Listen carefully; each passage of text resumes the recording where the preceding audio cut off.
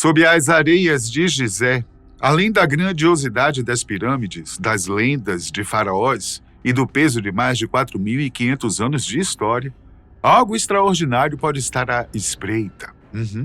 Uma descoberta tão profunda, vasta e controversa que deixou a comunidade arqueológica atônita e dividida. Em março de 2025, uma equipe de pesquisadores da Itália e da Escócia anunciou uma nova análise, alegando ter encontrado e revelando ao mundo vastas estruturas ocultas sob o lendário sítio arqueológico de Gizé. Não seriam apenas câmaras ou túneis. As imagens revelariam paredes verticais que se estendem por mais de 640 metros abaixo da superfície, escadas em espiral, recintos colossais e, o mais surpreendente de tudo, um sarcófago oculto, cercado por água, enterrado a mais de 180 metros, sob o chamado Túmulo de Osíris.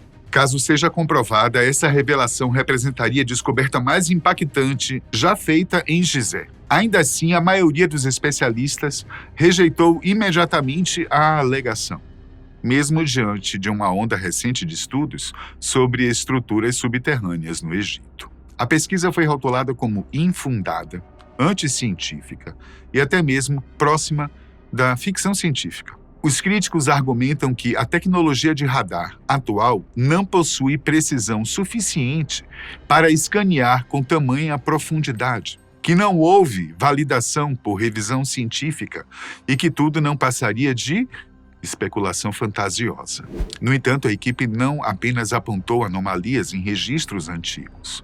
Eles mapearam uma estrutura com formas, profundidades e características que parecem nitidamente intencionais e inegavelmente reais. Então, em quem ou no que devemos acreditar?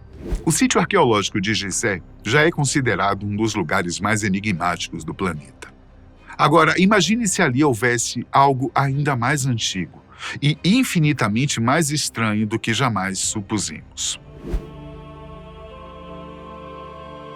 Para entender por que essa suposta descoberta gerou tamanha controvérsia, é preciso ir além dos relatos.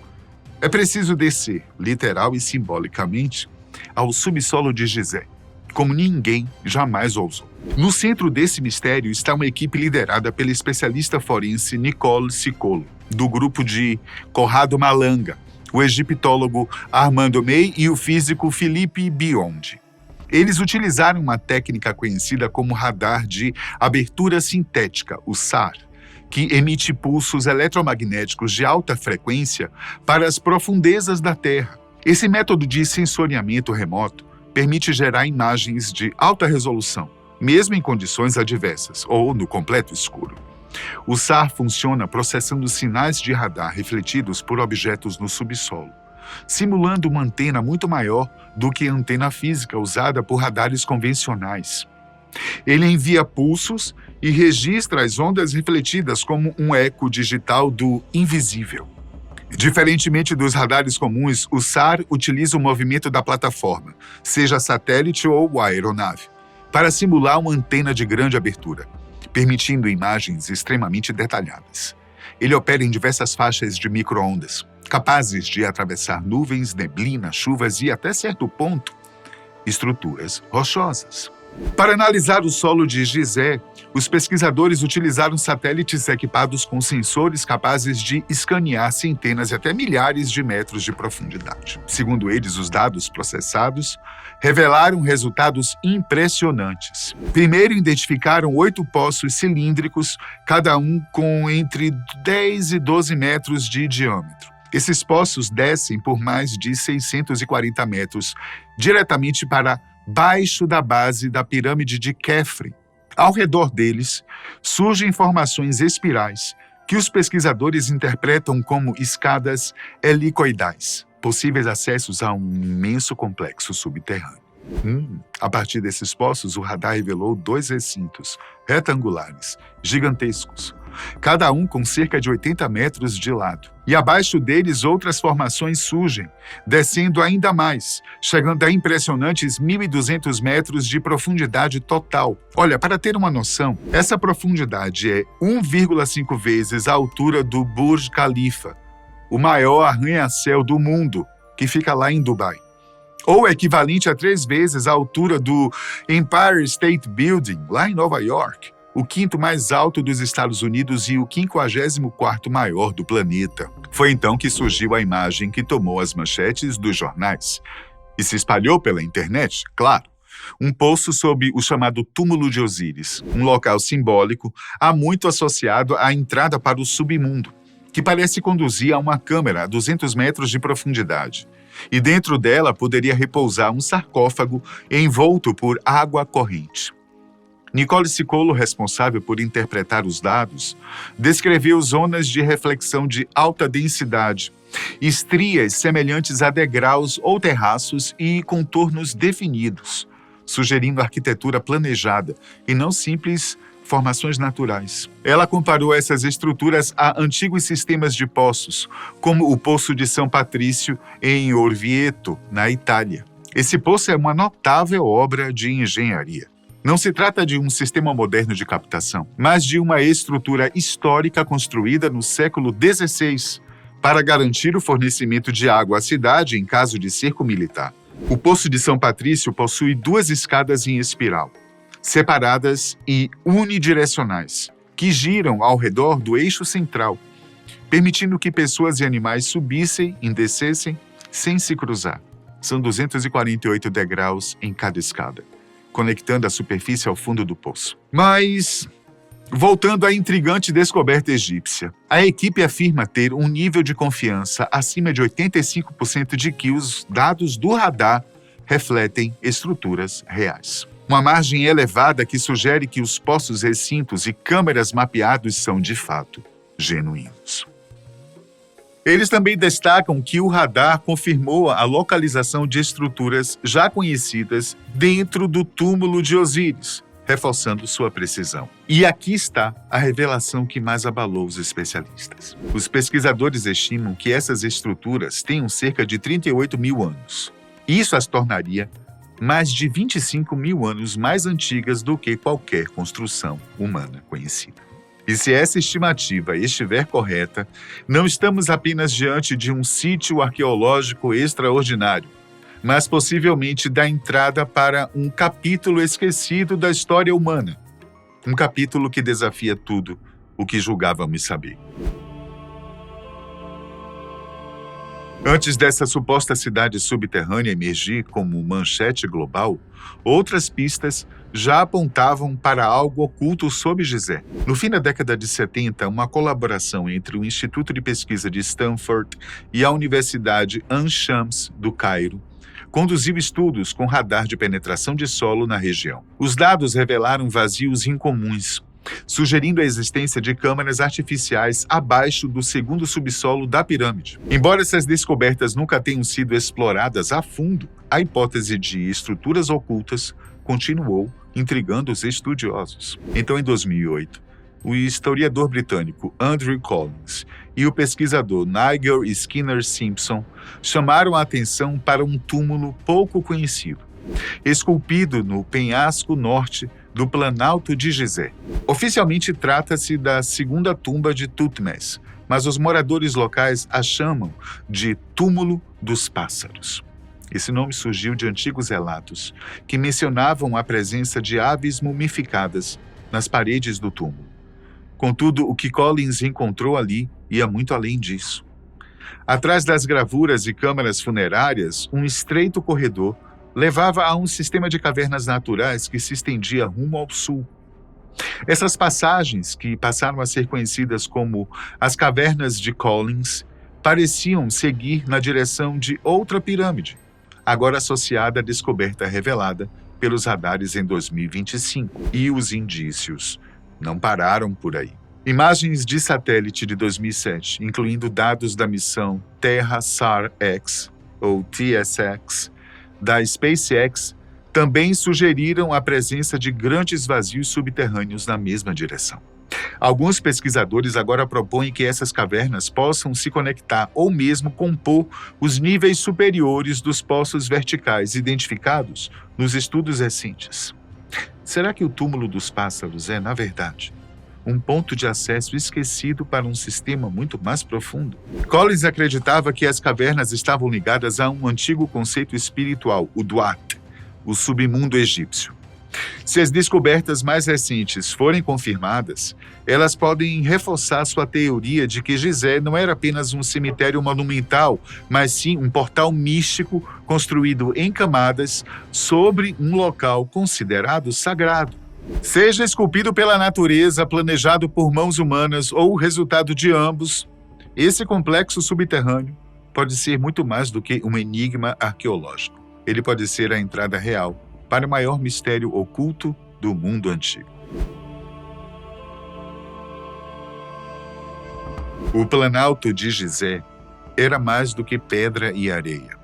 Para os antigos egípcios era um solo sagrado, um ponto de cruzamento entre o mundo terreno e o divino, um reino de deuses, julgamento e transição para a vida após a morte. E no centro dessa cosmovisão estava o submundo, conhecido como Duat. Acreditava-se que o Duat se estendia sob a terra, um reino oculto onde as almas eram testadas, onde Osíris reinava e onde o conhecimento podia fluir entre os mundos. Para os egípcios, isso não era uma mera metáfora. O próprio nome Gizé, em egípcio antigo, significa boca das passagens, sugerindo que ali havia literalmente uma entrada para o além. E é justamente nesse contexto que se insere o túmulo de Osíris. Tradicionalmente considerado o local simbólico de sepultamento do deus da vida após a morte. Escavado na rocha, esse poço desce mais de 30 metros abaixo do solo, e textos antigos descrevem seus múltiplos níveis, suas escadarias e câmaras, algumas alagadas, outras secas. Agora, pesquisadores afirmam que um novo poço vertical, recentemente identificado sob esse mesmo túmulo, desce ainda mais fundo, até uma estrutura semelhante a um sarcófago. Simbólica ou literal, a ressonância com a mitologia egípcia é impossível de ignorar. Além dos textos clássicos, a equipe por trás da descoberta faz referência ao capítulo 149 do Livro dos Mortos, que descreve 14 moradas divinas, lugares sagrados pelos quais a alma deve passar em sua jornada pós-morte. Para esses estudiosos, essas moradas podem não ser apenas alegóricas, mas localizações reais. Eles também mencionam a lista de reis de Turim ou Cânone Real de Turim, um antigo papiro escrito em hierático egípcio que data do reinado de Ramsés II, entre 1279 e 1213 a.C. Esse documento controverso lista não apenas faraós históricos, mas também figuras míticas, como deuses e semideuses, que teriam governado o Egito muito antes da formação das primeiras dinastias. Embora a egiptologia tradicional trate esses nomes como mitológicos, a equipe sugere que eles poderiam representar memórias reais de uma era esquecida. E se tudo isso soa familiar, deveria. Histórias de civilizações perdidas, reis, deuses, catástrofes globais estão espalhadas por culturas ao redor do mundo. A própria tábua de esmeralda de Hermes é reverenciada como vestígio da sabedoria divina ancestral. Há muito se fala sobre o lendário Salão dos Registros, uma biblioteca secreta supostamente enterrada sob a esfinge ou nas profundezas das pirâmides. E há também a figura da serpente Apófis, presente no folclore egípcio como a guardiã de um vasto mundo subterrâneo, capaz de cegar qualquer um que tente atravessar. Os pesquisadores acreditam que essas lendas não são apenas fantasias, mas fragmentos reais, preservados em mitos, ecos de uma civilização pré-dinástica, destruída por um cataclisma esquecido, cujos vestígios estariam soterrados sob os monumentos visíveis do Egito faraônico. Mas nem todos estão convencidos da autenticidade dessas alegações. Assim que os resultados foram divulgados, a resposta da comunidade científica foi rápida e severa. Arqueólogos e geofísicos de renome rotularam o projeto como anticientífico, infundado, fantasioso. Um dos críticos mais vocais é o professor Lawrence Conyers, antropólogo e especialista em radar de penetração no solo pela Universidade de Denver. Com décadas de experiência em campo, ele afirma que a ideia de detectar estruturas a milhares de metros de profundidade simplesmente não é viável. Segundo Conyers, radares de penetração geralmente conseguem alcançar profundidades de até 10 metros, em condições ideais, mas jamais algo na casa dos 1.000 metros e mais. Autoridades egípcias também expressaram forte oposição às alegações. Zahi Hawass, ex-ministro das Antiguidades do Egito, rejeitou categoricamente as descobertas, e ele afirmou: o uso de radar dentro da pirâmide é falso. As técnicas não são cientificamente aprovadas nem validadas. Khaled al-Anani, outro ex-ministro, descreveu a coletiva de imprensa como um golpe midiático sem qualquer base arqueológica legítima.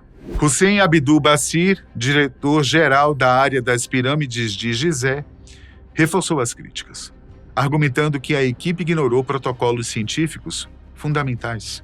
Não houve estudo revisado por pares, nem replicações independentes, tampouco escavações formais, apenas imagens, interpretações e declarações ousadas. Ele também apontou preocupações em relação a um dos integrantes da pesquisa, Corrado Malanga, que possui um histórico de publicações sobre OVNIs e encontros extraterrestres. Quando você introduz esse tipo de pensamento na arqueologia, você não está fazendo ciência, está promovendo uma conspiração, alertou ele. No entanto, há algo que nem mesmo os mais céticos podem negar. Os povos antigos frequentemente construíam seus templos sagrados ou simbólicos sobre formações geológicas específicas.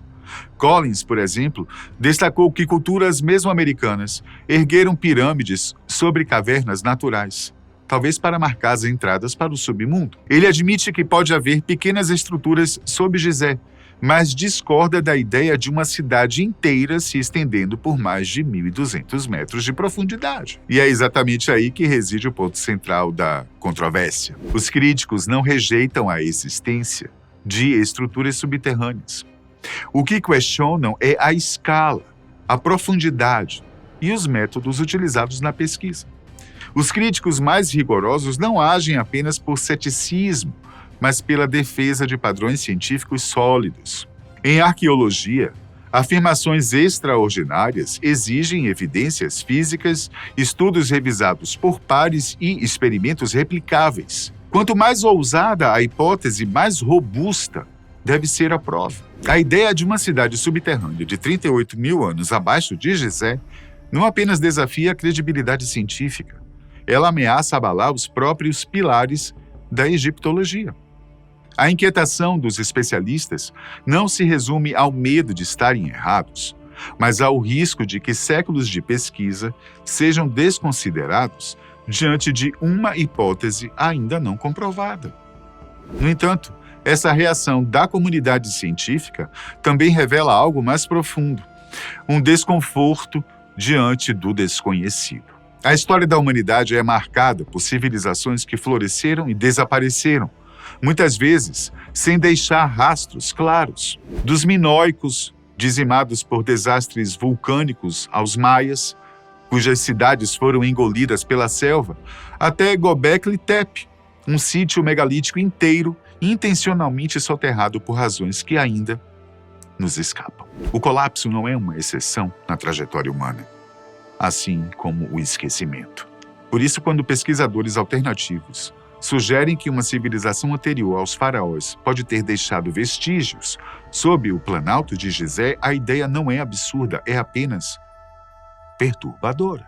E se deixamos escapar um capítulo tão profundo na nossa história, o que mais será que já deixamos passar? Agora, voltemos à pesquisa e deixemos o ceticismo momentaneamente de lado.